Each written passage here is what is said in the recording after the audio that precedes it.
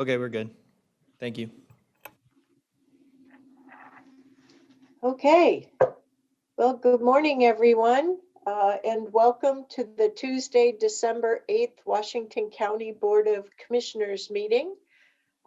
Here in the Zoom meeting, we have Commissioner Dick Scouten, Commissioner Pam Treese, and Commissioner Jerry Willey. We're hoping Commissioner Scouten will be, Commissioner Roy Rogers will be joining us soon. Okay, just a couple of quick things before we move to board and leadership communication. You may all have noticed that the agenda for today's work session has been modified.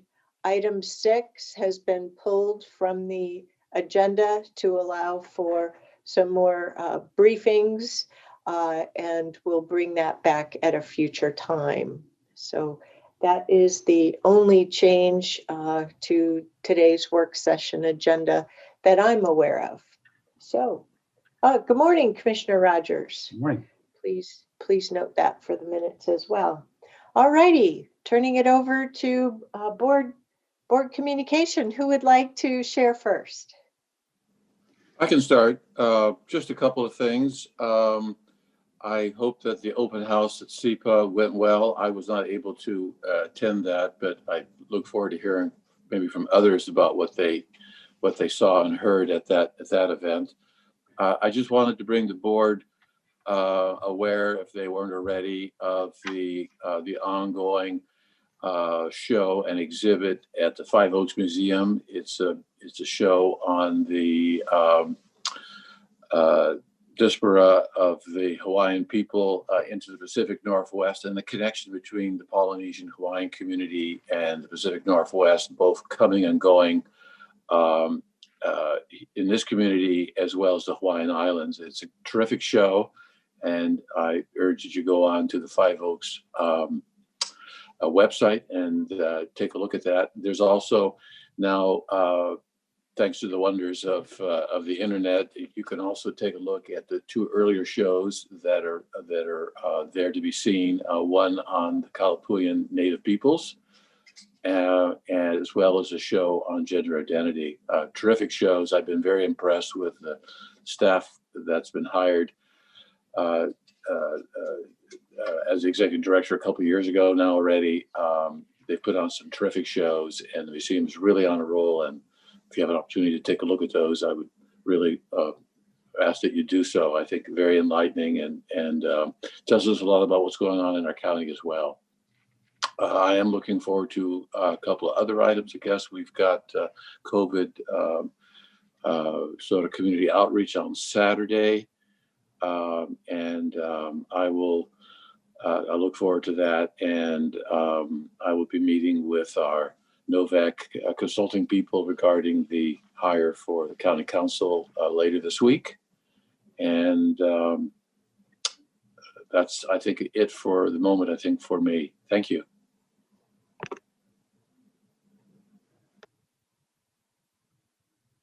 Thank you, Commissioner Scouten. Any other commissioners? Well, let me just add one other thing. I will be attending the Aloha Business Association meeting on Thursday. It's a virtual luncheon event, and talk a little bit about my time on the board, current events at Aloha with respect to county work and involvement in the Aloha community. And we'll also have an opportunity to introduce or reintroduce Commissioner-elect Nafisa Fai to the group as well. That's Thursday at starting at 11:30. Thanks. Thank you, Commissioner. Any other commissioners? Commissioner Rogers? Pam and I had a late night last night. So I think we all started out about what, Pam, 5 o'clock or 4 o'clock on our training, 4 o'clock, yeah, in our training at ODOT for sexual harassment. That's an annual course that we need to take. And then we went on into the Region 1, said goodbye to 2 of our members from Washington County, Denny Doyle, who is leading us, as well as Craig Dirksen, and then there were 2 others. talked about the STIP. You'll hopefully get a briefing from staff at some point. That 24, 27. We sent a letter. I think a lot of people sent a letter, and they, of course, had their own mind and came up with another alternative, which is fine. And they said we can respond again. And I asked this $64 million question. We've already responded twice. Is there anything that's going to change? And they said probably not. So anyway, that's what's going on tomorrow. I think some of us will be at the Fields Department opening. I know the chair is making some comments. I think the mayor, and so I'm gonna zip over for that. On the, I'm meeting like you are, Dick. I'm meeting on Thursday on that county council recruitment, and hopefully we get a good one this time. I mean, I've had to put up with the one for a long time. I've been there. Right? He's laughing because we've had a great relationship. On the 11th. Diane and I are going to spend a bunch of time together that day. We have a quick meeting, which is our insurance company, as you know, on the clean water side, and then we have hopefully the last of the Ostara agreement meetings, because we're trying to get down to some kind of a understanding that we can bring to the board for their approval. So then we start next week on Monday with the WCCC, and it kicks off again. So.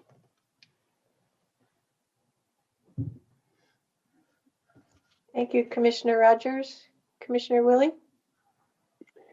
Yeah, I don't have a heck of a lot. We've been spending most of the time, it seems like, on the allocation of this 5.7 million that we received from the state, and doing a lot of recapping, I guess, because we have 23 days until that money expires. So we're going through all the couches and make sure we got all the changes that's fallen out there, and we've picked up we've recapped all of the programs that we've been working on for the last I don't know, 6 or 7 or 8 months. And so we're in the finals of that. We've got some great grants programs coming out here, and we have one that's actually opening today. We'll close again on Sunday, and a couple of other things. So I'll have a better recap for the board the next time we get together. But that's been consuming a lot of my time, and the only other thing I've got going this week is the Rural Roads Committee on Thursday morning. So it's plenty busy, but not necessarily in meetings. Just trying to give away money.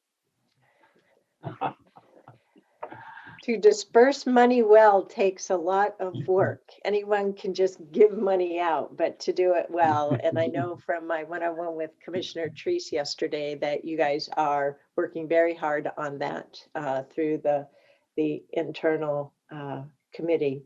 I did, on that topic, I did confirm with Leah Horner of the governor's office yesterday that they will not stand in the county's way for dispersing money through the hospitality industry, aside from that guidance that they'd provided about based in Oregon. The example that they were giving that they were looking out for is they were hoping that we would prioritize hospitality enterprises that are homegrown here in Oregon. And, you know, they cited some restaurant examples over, for example, franchises of brand named firms. But we all know here at the ground level that those are contributing businesses in our community. So I did get confirmation that they will not stand in our way on that. So full steam ahead.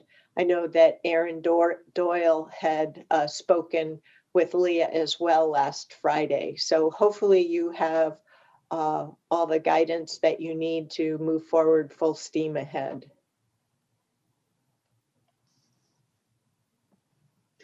And Pam, you probably got some other things. So go ahead, Pam, you can put some finishing touches on that. I was just going to say, and on that note, the team is really, as Jerry said, has been working hard. I asked Alex for a quick rundown of where we are. Yesterday, he provided perspective. John Southgate added more to that. The issue, as the chair pointed out, about headquartered in Oregon has been something that we just want to make sure we get that piece right. And that's that threw a bigger wrench than you might think, because it whether or not it's headquartered in Oregon, there's still ownership in Oregon around franchises and that type of thing. And that's really who this was destined to help. So we've gotten some push, an appropriate push from Carolyn at Wcva to make sure that we're focused on this. So the attention is definitely on the hospitality industry, and I'm waiting for the time where we have relief that's focused on the Washington County staff for the work that they've done.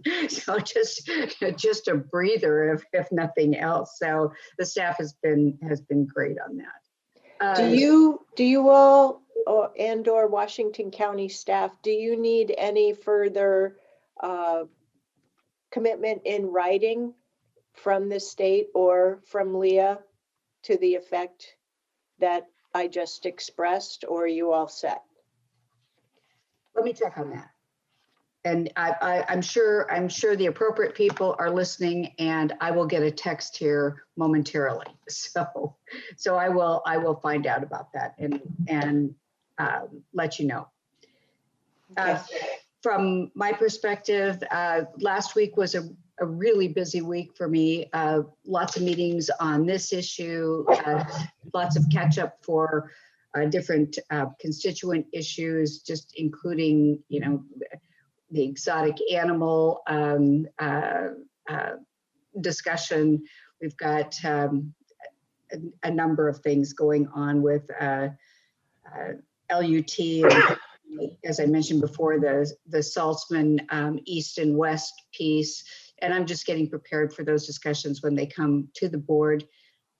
We had a retreat for Central Cultural that was a two-part retreat, part on Thursday and part on Saturday. It was an excellent retreat as far as trying to do something on Zoom, which isn't an easy thing to do. But we spent, I think it was a total of 6 hours on Zoom, working through strategic points for the upcoming year, identifying what the values are of Central Cultural. And one of the important things when you work on a board, as you all know, is getting to know each other and making sure that we understand what our values are and we can push forward. So it was well done. I also was invited by the Metro Alliance for Common Good to talk on Thursday night, along with Sonia Fisher from Clackamas County and Sharon Myron from Multnomah County. And Marnie supported me in that event, and it was basically what's happening in the county in relationship to the COVID response and also on the homeless response. So that was it was a good event, and lots of good questions. This week I have a Metro debrief on the transportation measure. So we're going to be meeting Friday on that, just to say, what happened that was good in relationship to the project team, and what are the next steps moving forward. I also have the policy advisory board meeting on Thursday night. We're starting the CDBG application process as well as the homes application process. And I'll report back on that next week. There is no Public Health Advisory Committee meeting in December, so I'm not meeting this evening, which is a good thing. So that's it for me. All righty, lots of activity. So I want to once again compliment all of you for our having really great, robust discussions in our meetings on Tuesday as well as on Thursday. Have laid a lot of really good groundwork. Yep, lots of meetings as always. But in terms of results, the other thing I'd like to share is, I'm not sure where the echo's coming from. The WCVA CEO search is going on or has kicked off with the search firm and the search committee. We've been working on reviewing a job profile with contributions from many different folks. We have a draft of that that's going through some further stakeholder feedback. And when that is finalized and available, I'll be sure to distribute that to all of you. That's pretty much it from me. Really just trying to focus on getting all the things done that need to be done for the remainder of this year and kicking off into next year. I have two more items I just wanted to discuss briefly, if I may share. One is that the impact meeting has been canceled for this month, but I will provide a summary of the year's events that impacted next week's board meeting communication piece. And just a reminder that the Washington County legislators and circuit judges have their virtual breakfast on Friday morning. And this will be the second one, I think. And this is an important event, and I'm glad that we have really launched into this the last couple of years, because funding for our circuit court judges and for our courthouse is important. It will be increasingly more important in the coming years. And we need to let our legislators know that we have needs here in this county with respect to our third branch of government. Thanks. Thank you for mentioning that, Commissioner Scouten. We are all invited to attend, and I suggest we all RSVP to that.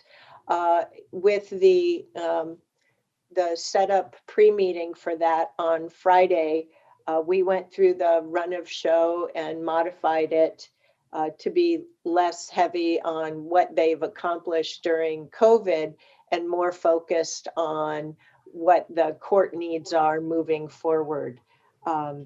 And our government relations team has been activated to try and get more of the Washington County legislators to attend that meeting. I have done my best to try and impress upon all the judges that participated in that forum, and also through the presiding judge, Judge Beth Roberts, that the judges are going to need to play a role in advocating for state resources to build a new Washington County courthouse. So that is something very new to them. We will need to introduce them to the best known practices from the judge in Multnomah County that did help their judges develop their comfort level and skill set to advocate on their own behalf as well. So thank you for mentioning that. I appreciate it. Anything else, commissioners? I was just going to say that this is the first I've heard of it, and I must have missed the notice, so I'm not sure that I can make a Friday. Can somebody send that notice out so that maybe everybody else is aware, but I've not seen it. I'll try and find that in my inbox and forward that to you again. Thank you. Yeah. Roy, it's from 7:30 to 9 Friday morning. Where at? Virtual. Virtual? Yeah, Okay. Is anything not virtual right now? I know.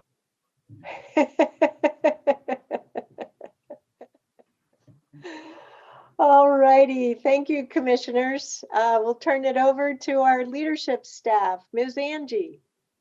Good morning, Chair Harrington, Board of Commissioners. I'll continue on that virtual theme. As you are aware, we have reactivated our EOC virtually. This is really important so that we can be addressing community need, organization need in response to COVID, and ensure that we have proper communications in place too. So I just want to express appreciation for our emergency management group working in partnership with Health and Human Services and the entire organization. So this has occurred very quickly. From a case count within our employee group, we currently have 17 that have tested positive since my last update, and 47 employees are currently quarantined for a close contact. So once again, this does have impact on our operations countywide. Want to express appreciation for our support services group. What has been helpful over the last 6 months is really increasing the rollout of laptops so employees can be working from home remotely. And that concludes my update.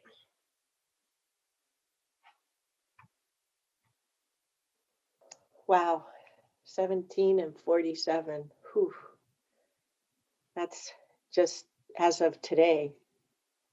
I've been learning more, particularly from a story that Commissioner Treese shared with me that, and I talked to another person yesterday, that it's common that folks will be really, really sick for a week, but after that, they're still recovering, and it can take them a couple more weeks before their energy returns.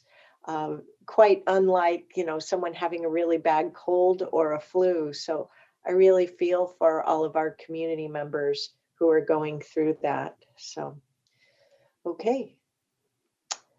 Alan. Just a couple items. I did have a nice meeting yesterday with Commissioner-elect Phi, and just a short meeting, so I just gave her a dump on all the public meetings, public records, ethics, procedures, policies, and I'll prepare her a binder, and hopefully I'll get a little more time to sit down and chat with her. Also, last week, I think you heard that the LCDC dropped their enforcement order against us, and so you also got, I think, an email from Mr. Feek saying that we're getting the cart before the horse on some action, but he's saying that the LCDC hasn't acknowledged our ordinance, and the all that it has to do to acknowledge our ordinance is not appeal, and the LCDC by dropping their enforcement order are certainly not going to appeal, and I believe the appeal period is passed anyway. So yes, we can continue on with our development applications. So all right, that's it. Thank you.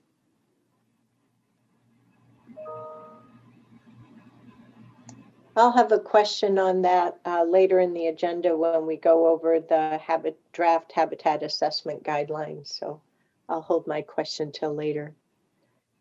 Ms. Taniguchi-Dennis. Good morning, Chair Harrington and Clean Water Services Board of Directors.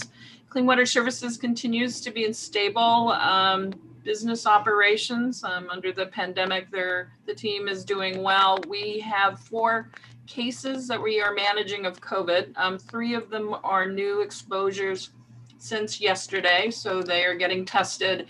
And we have 1 employee that is positive from last week, so they're continuing to recover.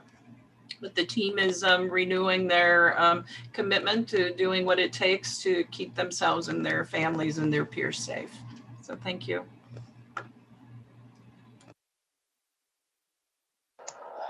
Wow, everybody stay healthy.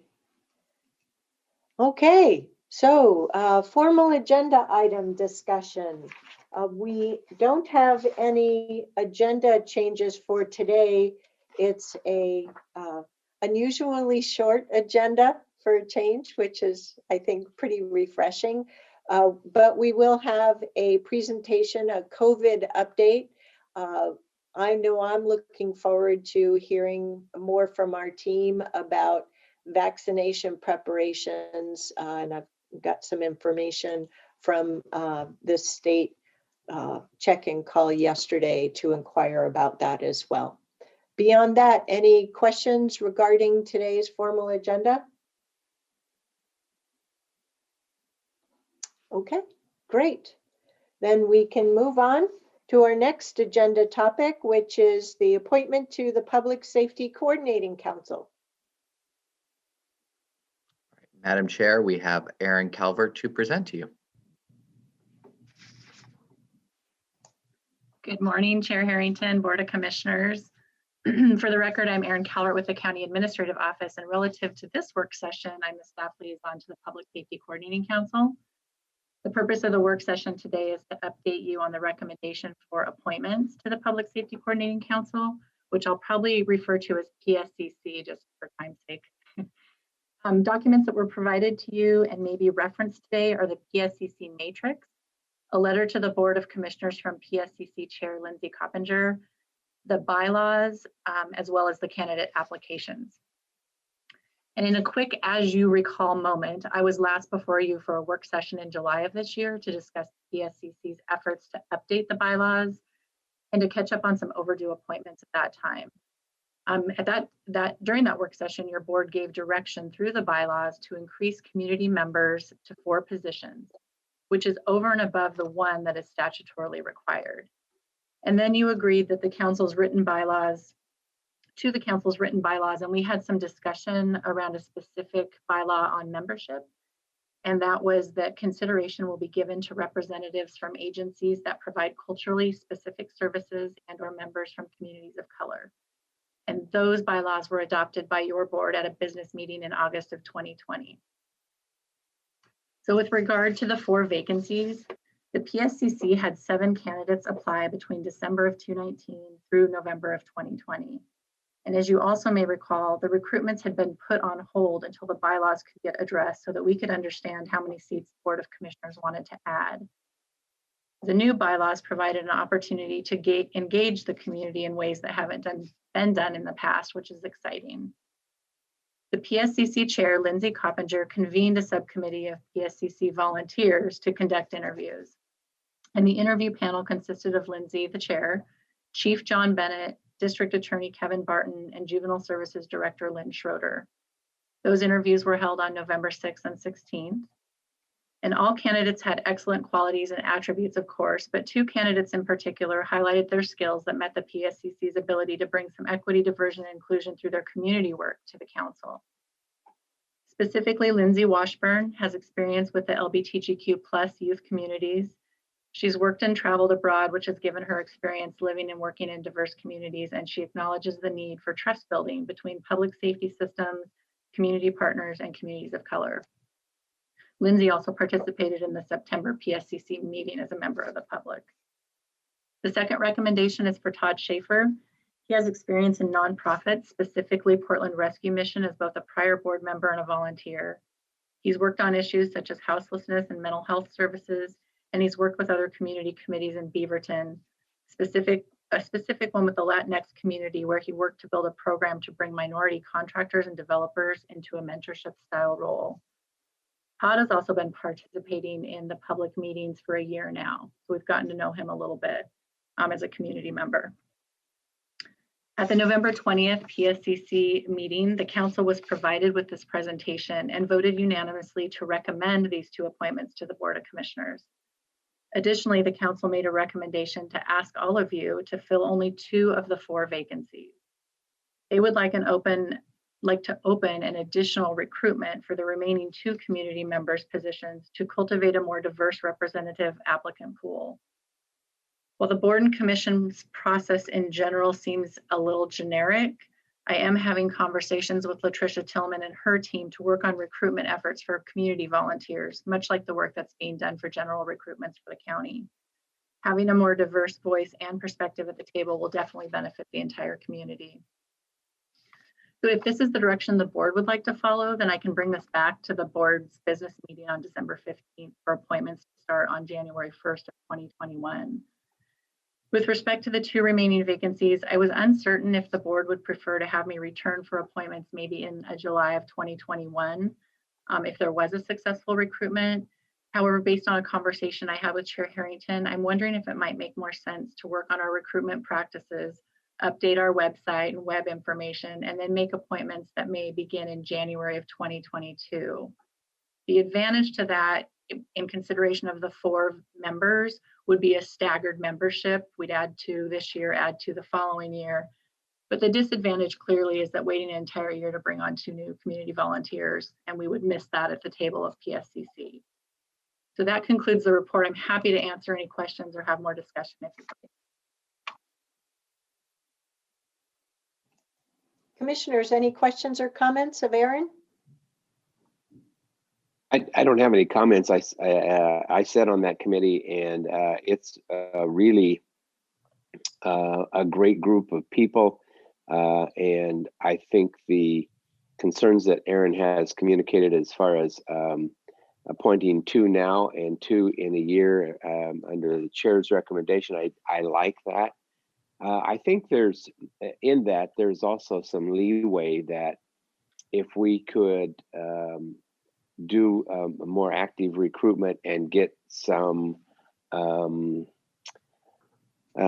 applicants that would kind of fit the bill, I think we could move a little sooner on that. And certainly with Latricia's help, I think we'll get there. So I like the suggestion, Chair, and I think we should move ahead with that. And also have the seats staggered. Just because they start in January doesn't mean that the seat isn't a staggered seat. So I don't know that that is a barrier to having the right rotation. I have a question, and it's probably of you, Jerry, because you're on that committee. The optics of this sounds a little different. I mean, I understand that people apply for committees, they're not appointed, but how do we state this in a way that doesn't sound like you don't meet certain criteria? I'm concerned, and and Alan may be listening, I can see his name there, that we're saying you don't fit the profile versus we just want more recruitment. How are we going to get to a position to say why we're not selecting any of these folks? That is not somehow problematic in terms of our position on being inclusive. Well, I think that's a good point, Roy. What we haven't really discussed is also the complications of bringing 4 new people on a committee like this all at the same time. And so the chair, Lindsay Coppinger, communicated that concern, I don't know, a month or 2 ago, because evidently, I don't know how many years back, it was way before Aaron and I were certainly on that committee, they actually added 4 new individuals at the same time, and there was it became very, very difficult because there's a learning period, there's a training process, and all of that. And I think that was probably as much of a concern as anything as to why this was. And that's why I hadn't heard the chair's recommendation for 2 now and 2 in 22, but I really like that. You're shaking your head, you didn't. Okay, so whoever made that recommendation, I like it. But that's primarily why, Roy, bringing 4 people on a committee such as this is problematic as far as the training and giving them the time and attention they need to bring them up to speed. I would just respond, I like your answer. That's a good answer. That's the way to pose what we're doing. Yeah, I think that was probably the leading reason why we have gone this direction. So.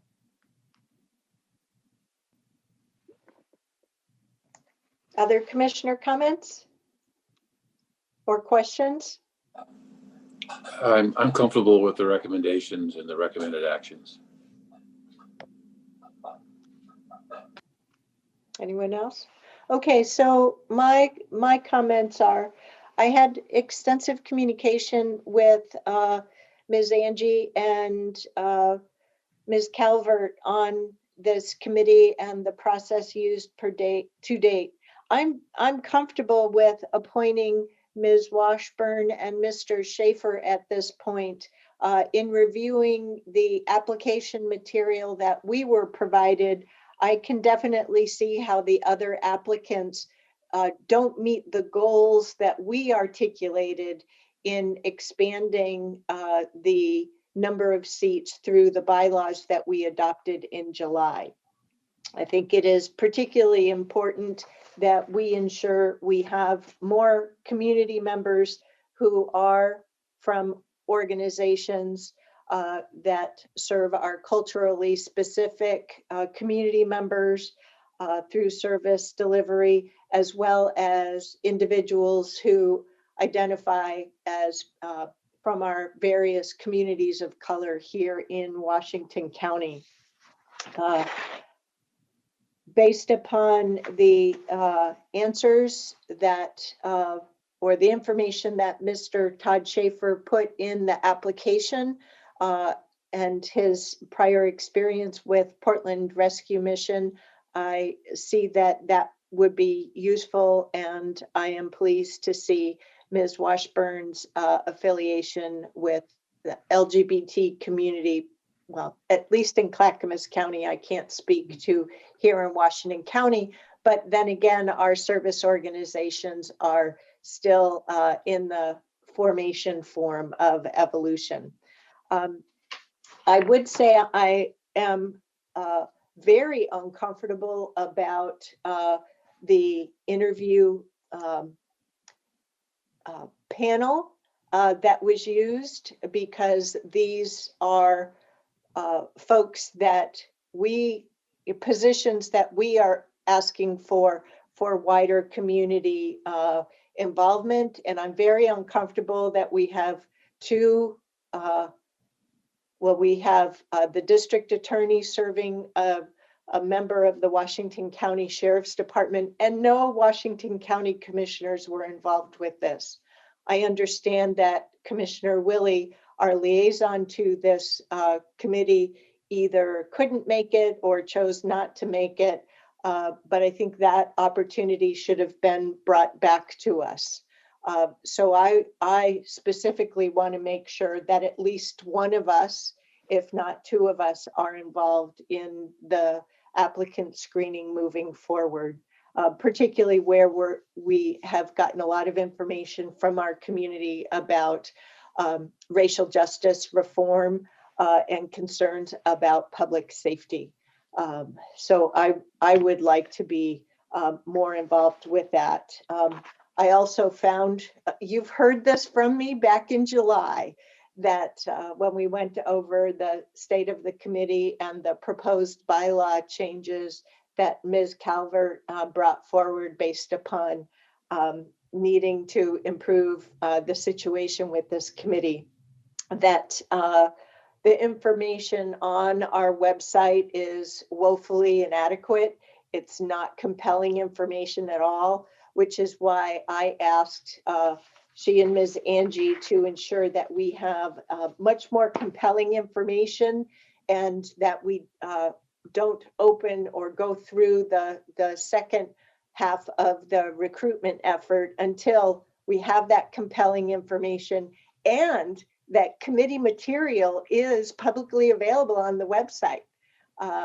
You know, it was very disheartening to see that even the meeting information is not available. So how on earth would any of our community members know of this or want to know of it? So there's definitely a lot of room for improvement. I don't really want to see it delayed until January of 2022.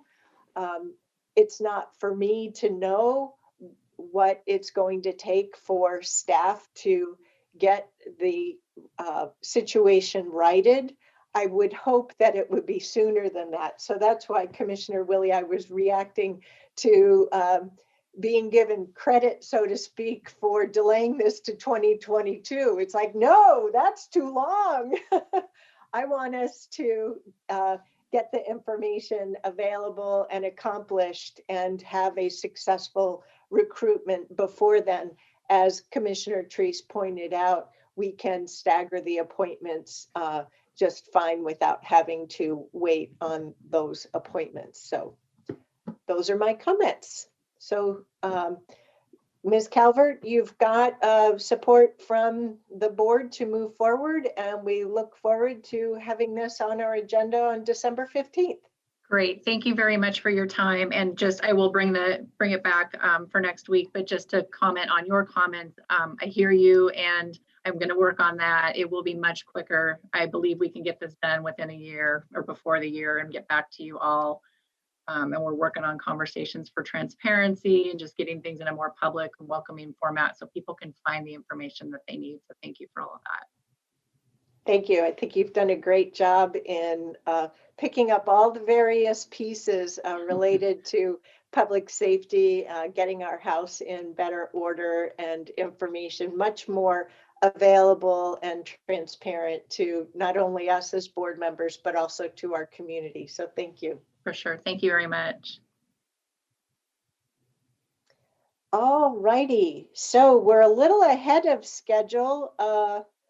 What would you like to do? What are our options?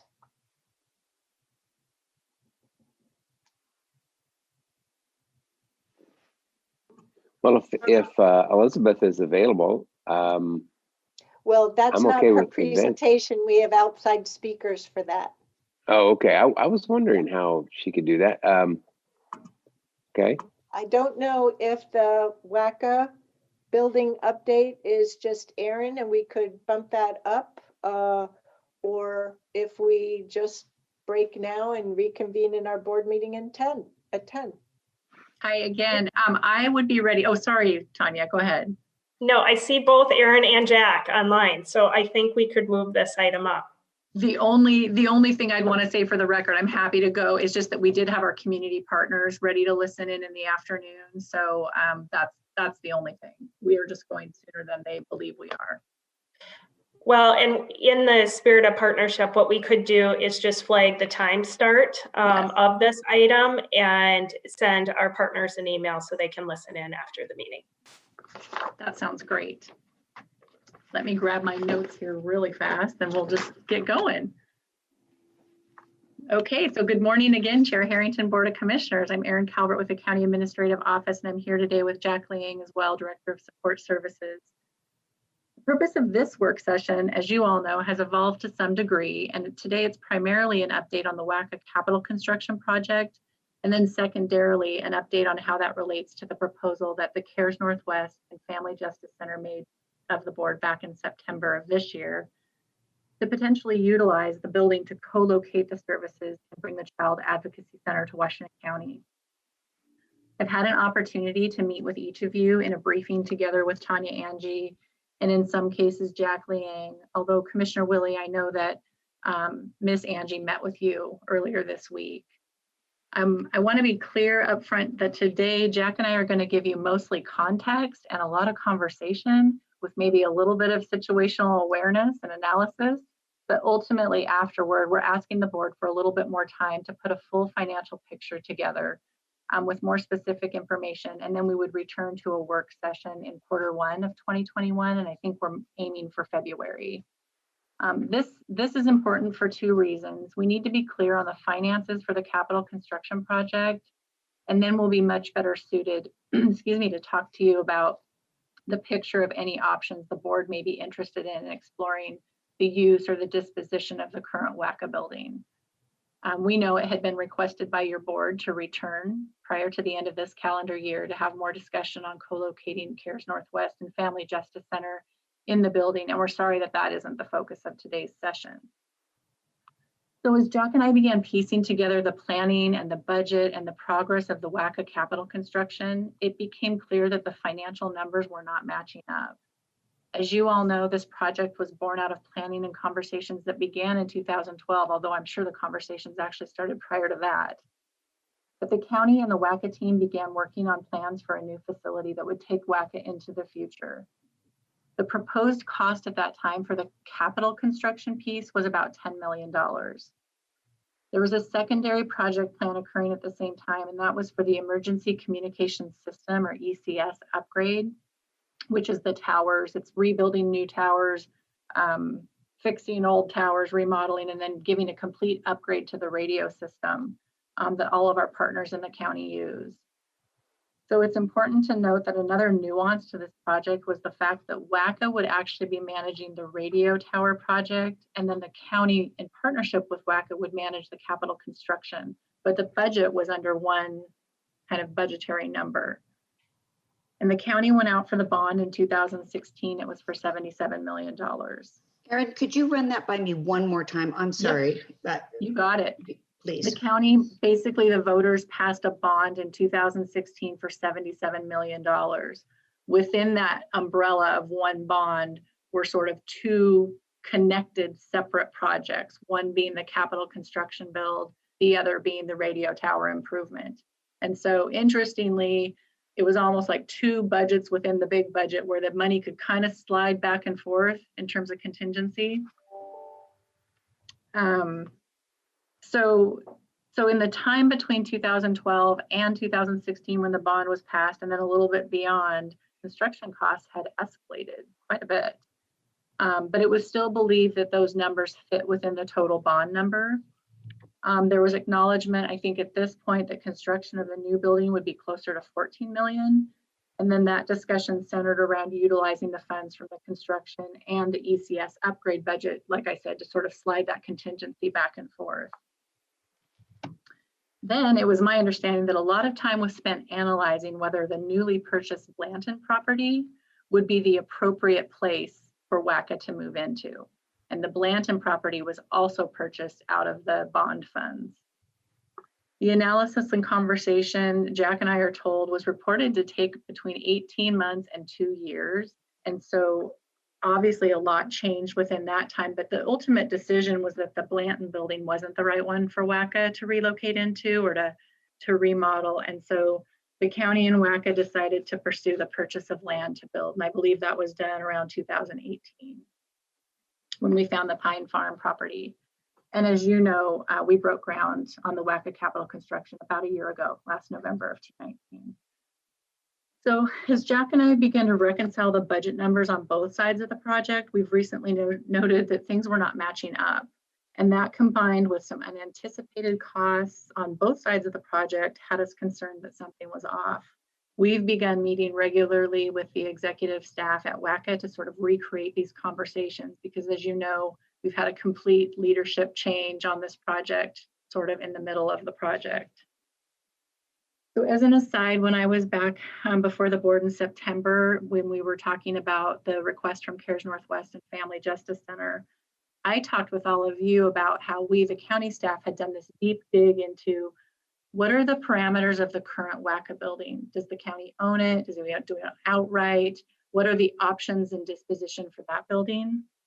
As you know, this was coming because there was a request to use the building once WCA relocates. I reported to you that after review of confirmation of many of the documents and some of the emails we found where things aren't really well documented, but they're enough to sort of follow a conversation, that yes, in fact, we, the county, do own the building and we own it outright. And there had been some conversations that if the county chose to sell the WCA building, any proceeds under $4 million from that sale would return to the county. Anything over and above the sale of $4 million, those proceeds would follow WCA into their new building construction fund. And so that is still true. But what Jack and I didn't know at the time I reported to the board is that it's also true that the sale of the building was discussed and maybe planned for to help complete the construction of the Capitol building. And so that's important in this, of course, especially as we figure out the clear financial picture moving forward. Additionally, there was talk, Jack and I understand, about WCA maybe taking a loan for around $2.2 million, if necessary, to complete capital construction costs. We also were not aware of this conversation. So as best as Jack and I can tell, it seems there were budget numbers that were given for both the radio tower upgrade and the capital construction costs. And our teams have been working with those numbers, but the finances underneath didn't seem as solidified, we're finding out. And unfortunately, this wasn't communicated to Jack and I at the onset of our jobs with the county. And clearly we didn't work through a good transition in understanding this full picture. So all of this combined with the increased costs and the unforeseen additional costs, we have used much of our contingency and it's likely to make us short on the overall project. So this is where we're asking the board for more time to figure out a clear financial picture so we can come back to you with concrete information, concrete numbers, and a path forward with some of the options to lay out with you. And then at whatever time you're ready, we can discuss the disposition of the current Wcva building. I'm sure it'll fit into those scenarios, but we'll be able to provide that information for you. And that was a lot. Jack and Tanya, I'm not sure if you have anything to add before we open up for questions and discussion for the board. Thank you, Erin. I feel that you did a wonderful job summarizing the situation. I just wanted to bring the information to the board is just like what Erin said, is that this is not the normal way that Washington County managed capital projects. It's really a mixture of handing off from a project management, from a financial management perspective, from the previous leadership to Erin and I. And it took us about this last year, among other priorities like the local option levy and the COVID-19 responses, to really kind of trace back the footsteps and then figure out some of this information. So this is I just wanted to bring the information to the board that this is a one-time occurrence and it's not going to be the normal way that Washington County managed capital projects. Thank you for that add, Jack. As the board previously directed me to bring back the CARES Northwest and FJC, we thought it was important to provide this informational update by the end of the year. What would be important and helpful to staff is for the board to raise questions that you may have regarding this matter, that as Erin and Jack continue to work on this, we can provide that information in that update early next year to you.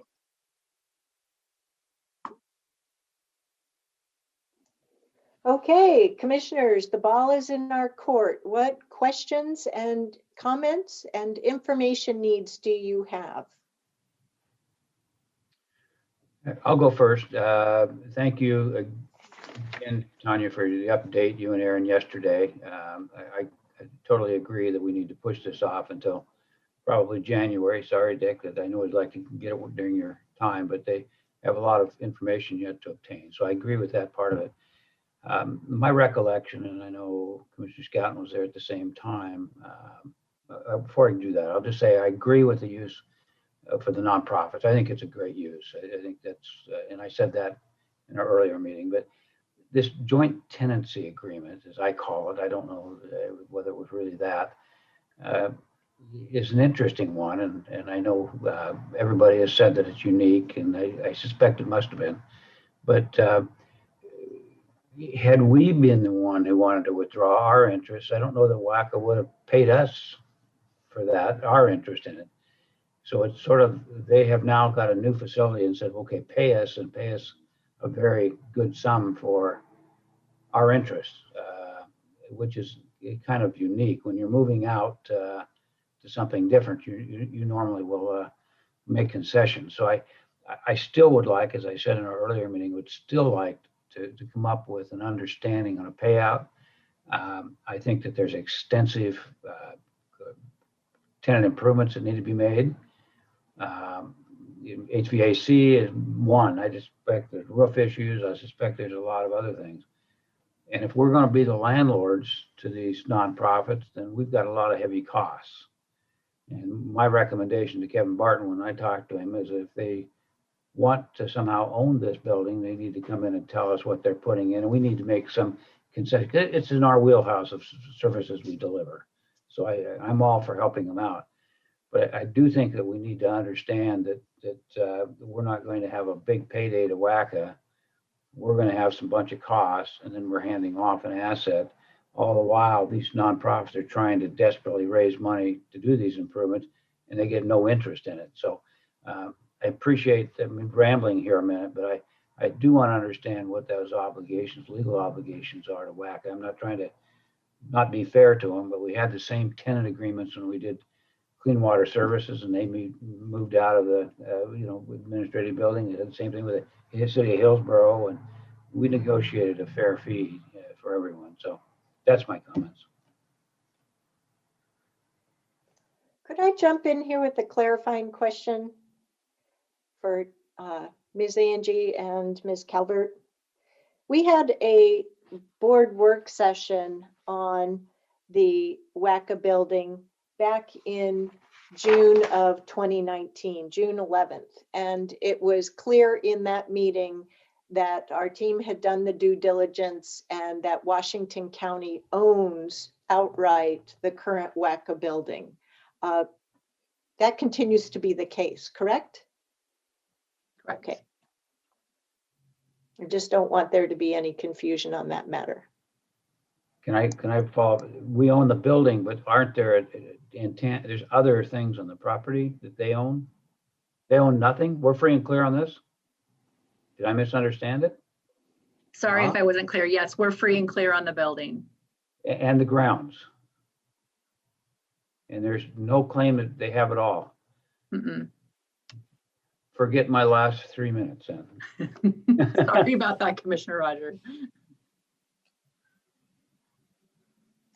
Other commissioner questions and comments relative to the new Wcva building construction and next steps? So am I to understand that the cost overruns are on us? Is that what I was hearing?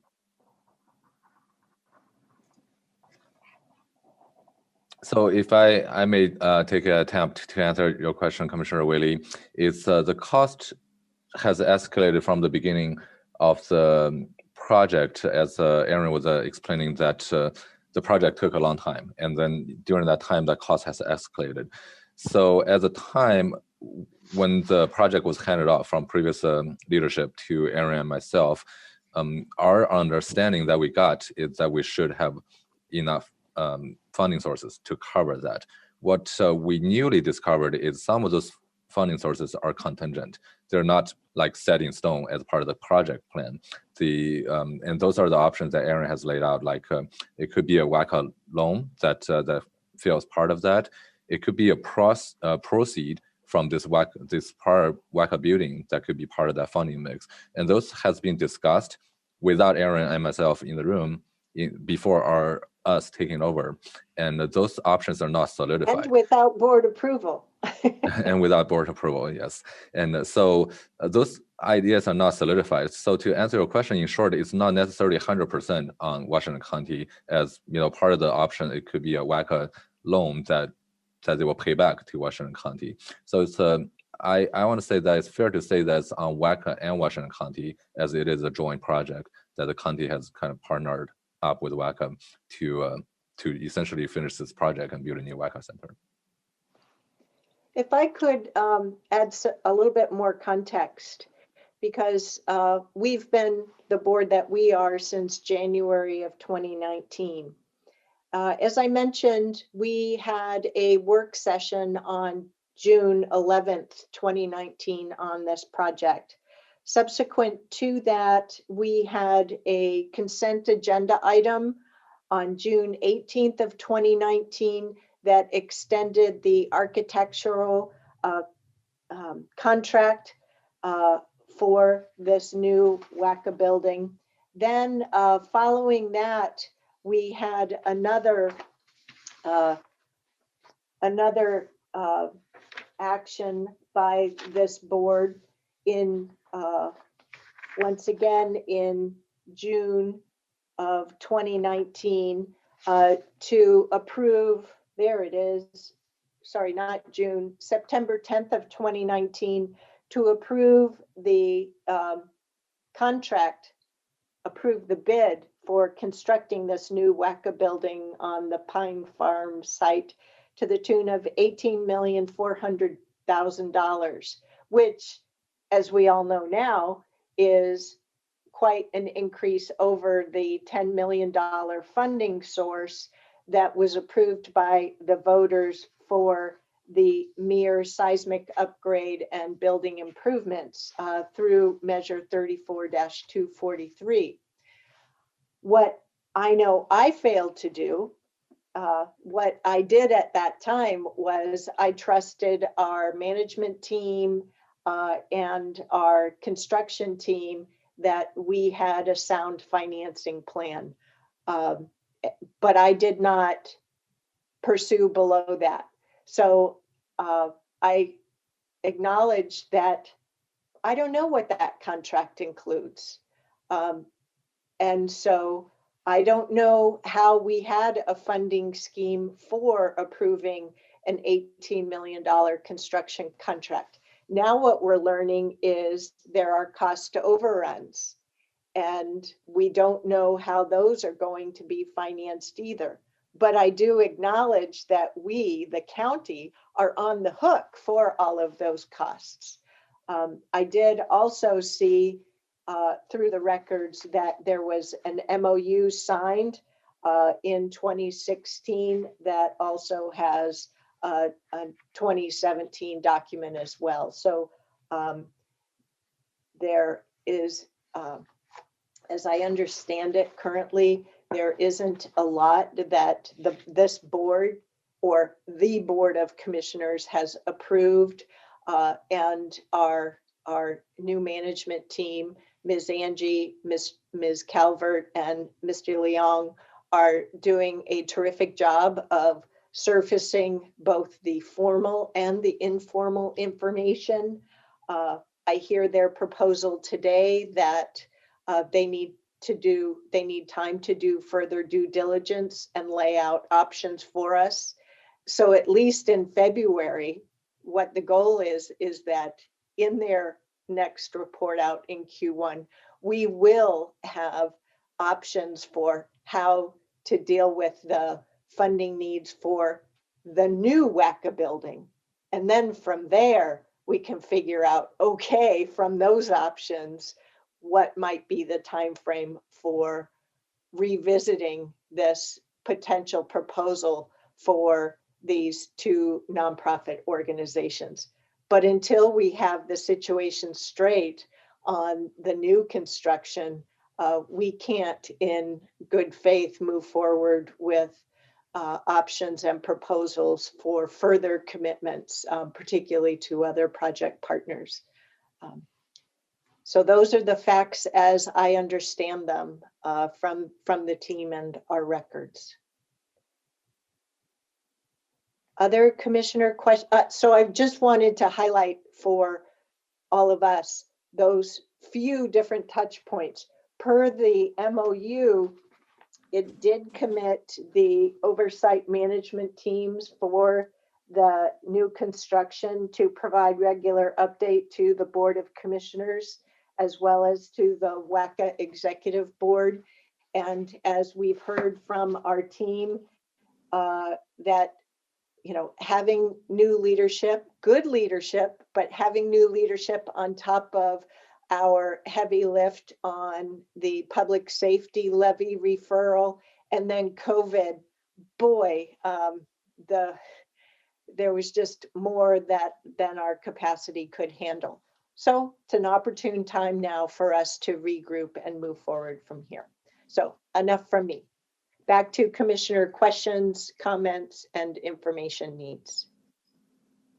Thank you, Chair. A good summary of the situation, and yeah, this will be for the new board to follow up with respect to the possibility reuse of the existing building for the nonprofits, and that's all appropriate. Just to repeat what I had said yesterday to Aaron and to Tanya, certainly do not in any way be shy about getting as much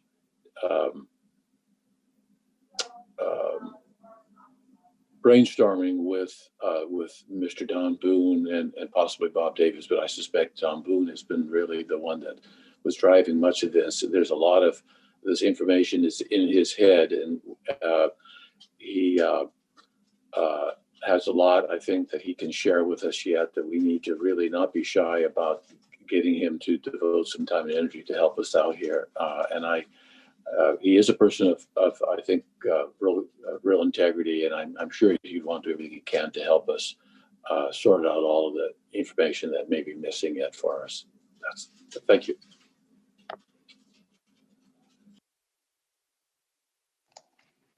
Anything else from commissioners? Is there a communication plan for the parties that are interested in this building to let them know what's happening? Obviously, you know, we've had this discussion, it's open, but I believe that there's been other communication with Caris Northwest and the Family Justice Center. Yes, thank you, Commissioner Treese. We did, Miss Angie, Mr. Leong, myself met with the partners, Caris Northwest, Family Justice Center, Kevin Barton, the entire group. We've had really good open conversation. They've heard essentially the same information. They understand the timeline. They understand our attention sort of first and foremost needs to go back to the capital project and get a clear picture on that. So yes, they're, and we're planning on setting up regular meetings with them again to keep them posted as well. Great, thank you.